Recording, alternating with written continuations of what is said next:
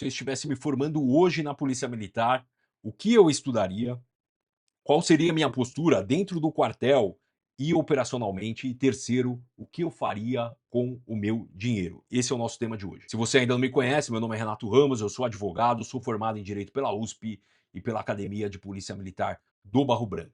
São quase 10 anos como chefe das SJDs e quase 6 anos como advogado especializado em Direito Administrativo e Penal Militar. E aí eu juntei todo o conhecimento que eu tenho e esses seriam os conselhos que eu daria para o Renato, que se formaria agora no curso de formação da Polícia Militar, e esses conselhos, com certeza, eu me formando agora, eu ouviria. Então, qual postura eu adotaria nesse cenário, tanto em relação aos temas que eu reestudaria, quanto a parte comportamental na ocorrência e dentro do quartel, e terceiro, o que eu faria com o meu dinheiro nesse período de início de carreira. Então, para já começar o tema de hoje, o que eu estudaria? Então, o básico bem feito, ele evita 90% dos problemas. Se você tiver o básico muito bem enraizado, e não são tantos temas assim, você evita 90% dos problemas que você pode ter na sua carreira na Polícia Militar. Então, o que eu estudaria? Eu, Renato, estudaria. Primeiro o NORSOP, para saber qual é a minha função quando eu estivesse escalado como motorista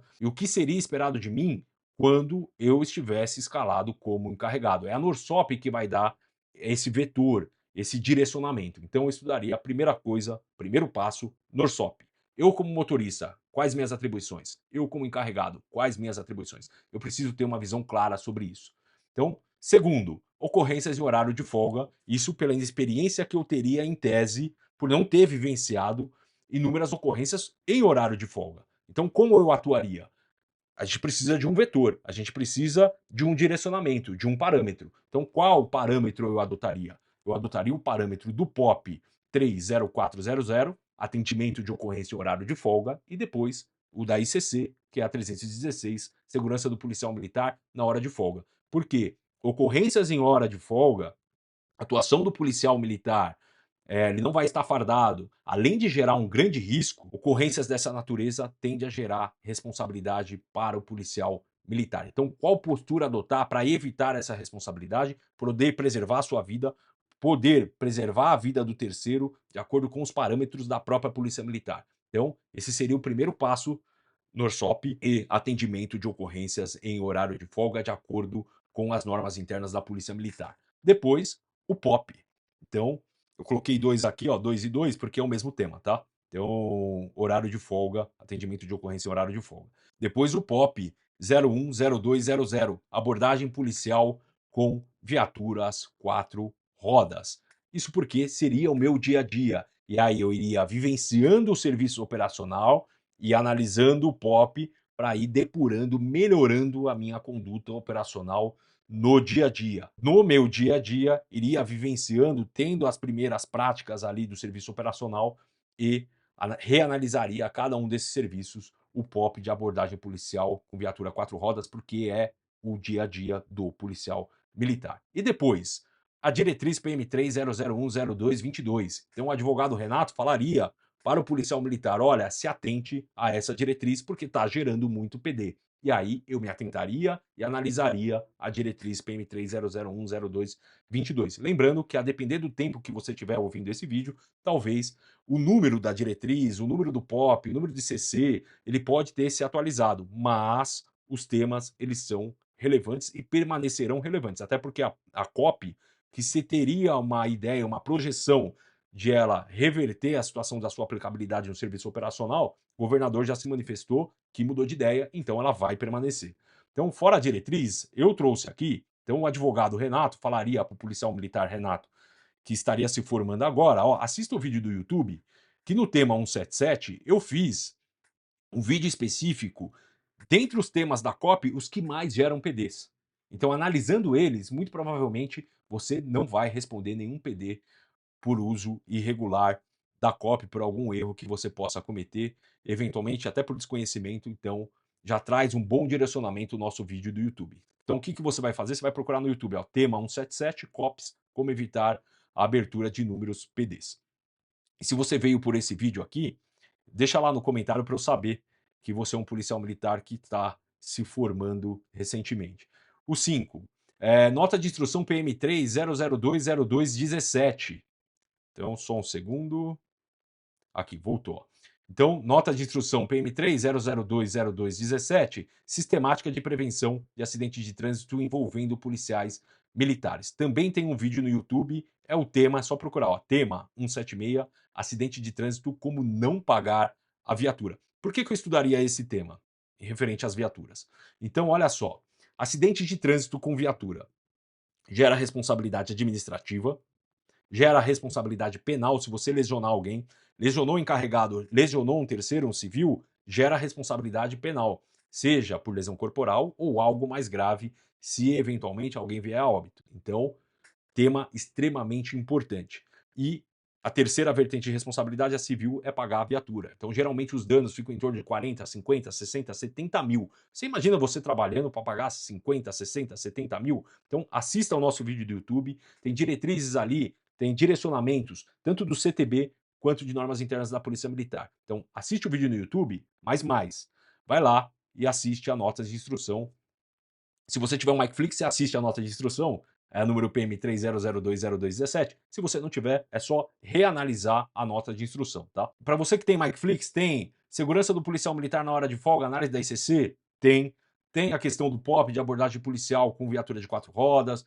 Tem diretriz PM300100222, câmeras operacionais portáteis. Nota de instrução da sistemática de prevenção de acidentes. Claro que você não precisa estar no MikeFlix para se atualizar sobre isso. É só você pegar a norma, se debruçar e reestudar. Lá é mais um facilitador com comentários de professores que conhecem bastante sobre o tema, tá bom? Outra questão, STJ e busca pessoal, que vai ser o seu dia a dia. Então tem vídeo aqui nosso no YouTube falando sobre decisões do STJ, fundada suspeita, critérios objetivos, quando é caracterizado, quando não é caracterizado, o que constar no seu relatório.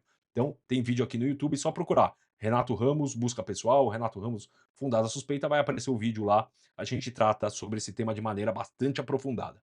Mesma coisa sobre entrada em domicílio, também temos vídeos no YouTube. Questões intermediárias e avançadas, o que eu estudaria logo depois disso tudo, eu vou tratar no outro vídeo para não ficar tão extenso, tá? Então, aqui seria o básico: NORSOP, ocorrências em hora de folga, abordagem com viatura de 4 rodas, a questão das COPs, a sistemática de prevenção de acidente de trânsito, decisões sobre fundada suspeita e entrada em domicílio. Eu acho que esse já é um bom primeiro passo, é o que eu adotaria. Policial militar Renato Ramos, que fosse se formar agora, é o que eu estudaria para iniciar o meu serviço operacional na Polícia Militar. Claro que sem desconsiderar tudo que você já aprendeu na escola. Tudo é importante, mas se eu pudesse revisitar os temas, esses seriam os temas que eu revisitaria agora. E qual postura eu teria?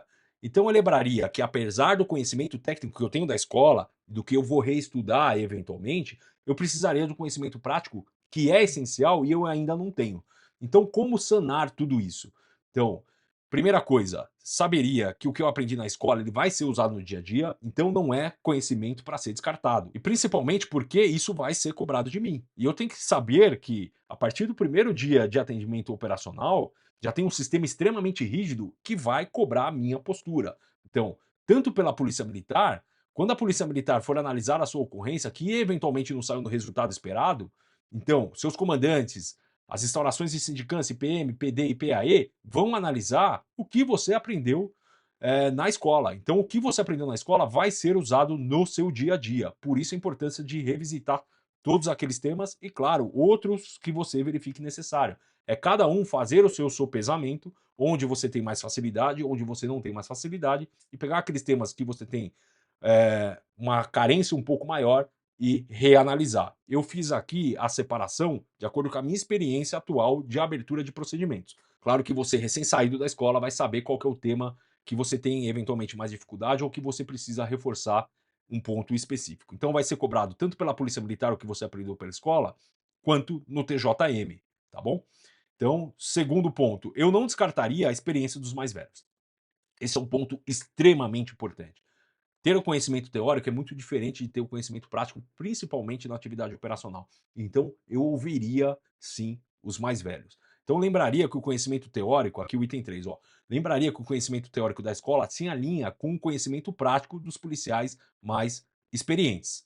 Então, se alguém me passasse algum ensinamento prático que gerasse dúvida e se fosse contrapor algum ponto previsto pela polícia militar, eu cogitaria que isso que estão me passando pode estar errado. Então chega um policial um pouco mais experiente, mas não muito, e te passa que na verdade aquele POP não se aplica daquela maneira, ao menos uma luz tem que acender na sua cabeça, acenderia na minha cabeça, que é me consultar com policiais, com outros policiais militares mais experientes, verificando essa situação específica. Então, o que eu coloquei aqui? O que eu faria? Então, neste caso, eu consultaria outros policiais experientes, com 15, 20, 25 anos de serviço. Esses policiais viveram muito, eles sabem a consequência de cada um dos atos dos policiais militares. Então, me consultaria com esses policiais militares quando eventualmente alguém te dá um conselho que pode contrapor uma norma interna da polícia militar. Aí você não sabe se contrapõe ou não, ficou na dúvida? Procura os mais experientes, com certeza eles vão trazer um ensinamento ali que vai preservar a sua carreira.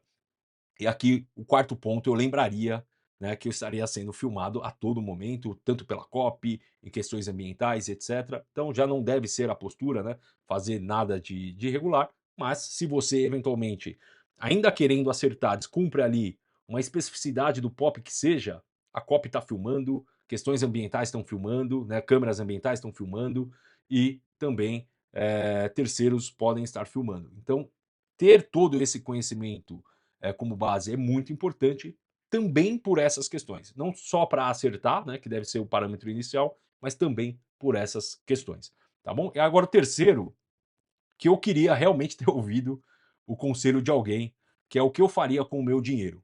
Então, policial recém-formado, vai começar a fazer DG em delegada, vai ter até eventualmente. Vou colocar um acréscimo salarial, não é o nome, acréscimo salarial é outra coisa, né? Proporcionar um aumento salarial digno para o policial militar é uma outra questão, mas você vai receber o seu salário e vai receber ali mais a DG e mais a delegada. Isso talvez não seja o que você estava recebendo na escola. Então, você vai aumentar, em tese, o seu padrão de vida. Então, qual conselho eu gostaria de ouvir e o que eu faria hoje se eu estivesse me formando agora? Então, primeiro, ó, então eu juntaria 10% do meu salário. 10% do salário, a maioria das pessoas consegue juntar.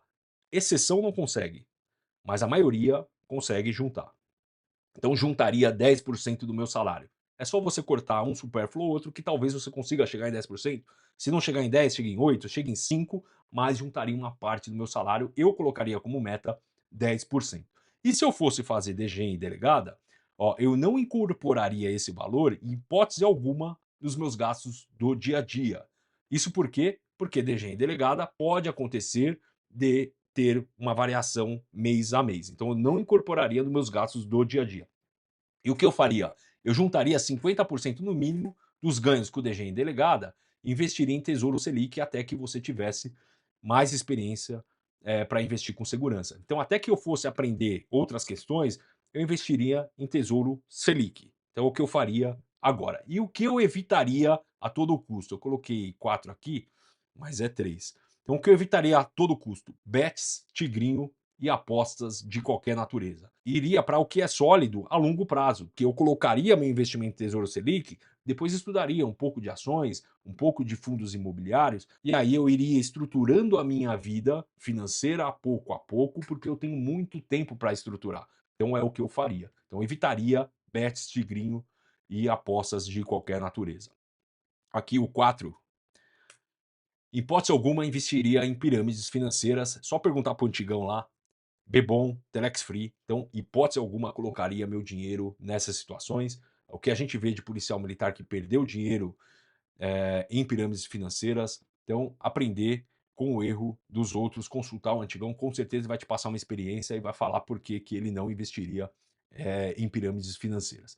5. Então, 5, deixa eu só corrigir aqui. Se fosse financiar algo, financiaria o imóvel e não um carro. Porque se você se prendeu no carro agora, você não vai conseguir financiar seu imóvel depois, muito provavelmente.